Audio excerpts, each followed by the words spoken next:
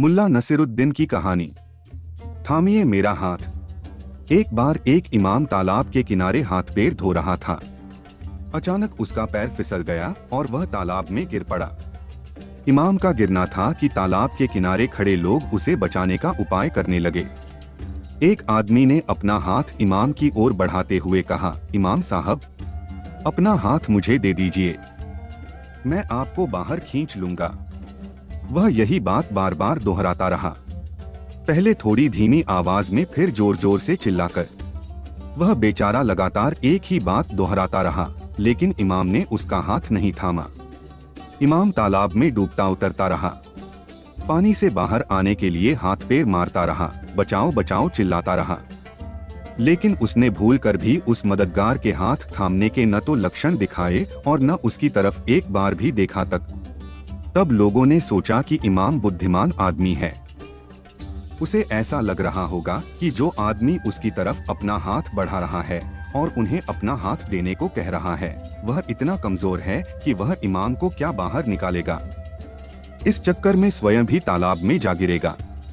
तब और लोगों ने उस आदमी की तरह जोर जोर से यह बोलना शुरू कर दिया कि इमाम साहब, अपना हाथ मुझे दे दीजिए, मैं आपको बाहर खींच लूंगा। सब लोगों को यह उम्मीद थी कि इमाम साहब अपने आप तय कर लेंगे कि उन्हें किसकी तरफ हाथ बढ़ाना चाहिए, लेकिन हैरानी की बात कि इमाम ने किसी भी आदमी की तरफ अपना हाथ नहीं बढ़ाया। लोगों ने इसे इमाम की घबराहट समझा।